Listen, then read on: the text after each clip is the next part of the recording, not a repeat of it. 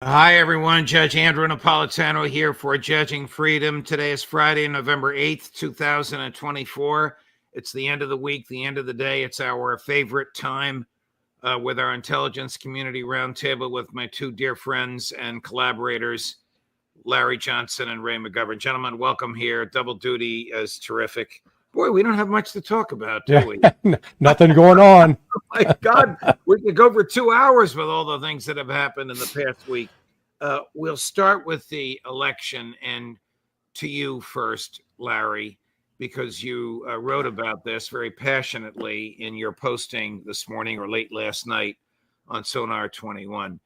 If Donald Trump is seriously considering for the national security appointees, that's the Department of State, the Department of Defense, and the National Security Advisor who works in the White House, people like Marco Rubio, Mike Pompeo, Tom Cotton, Nikki Haley, Rick Grenell.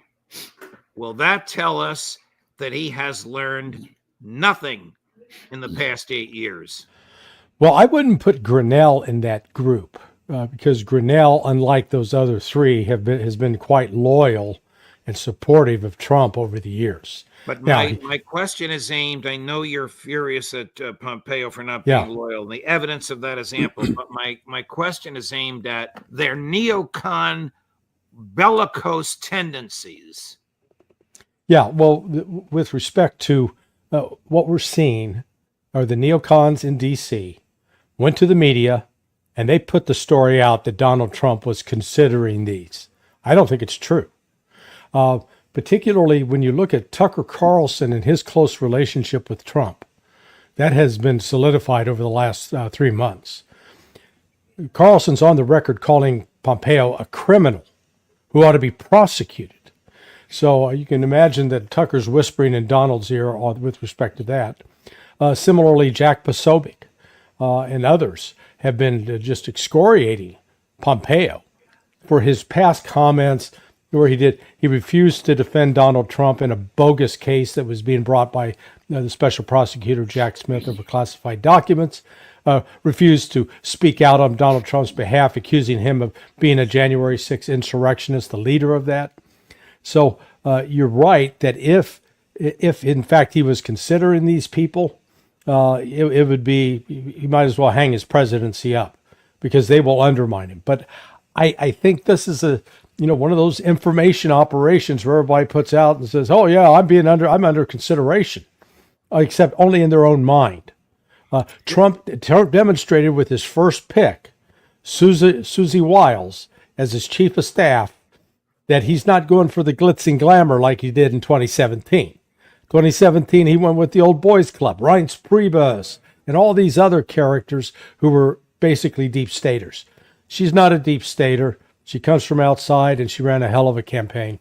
And her father was the greatest kicker the New York Giants ever had, a guy by the name of Pat Summerall. I didn't know that until this morning. I remember hugging Pat Summerall as a kid.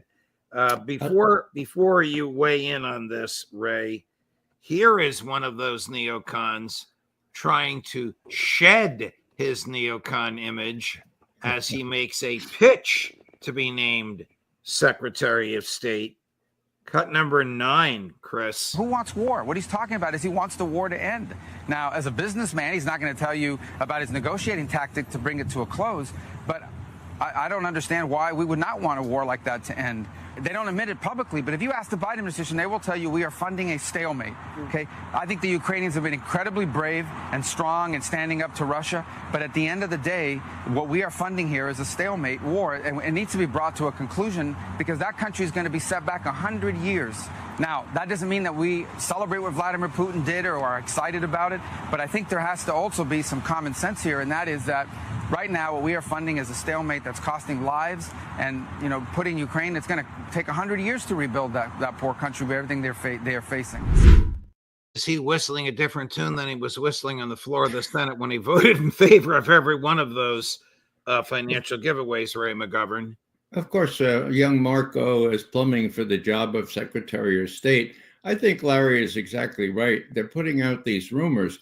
But I think the most conclusive proof that it might be a happier ending for Trump with respect to his selectees is when he was on Joe Rogan's show about 3 weeks ago. I listened to the whole thing, let's say.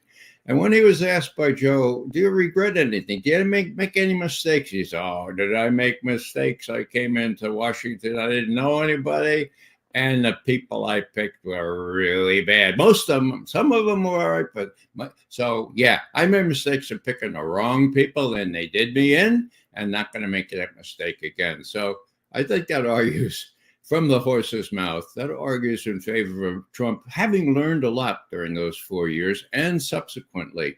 I think I'd be really careful against picking the likes of Rubio as well as the other ones mentioned before. Well, if he picks Pompeo, it would cause a major, major conflagration amongst many of his people, typified by Larry, who ardently supported him.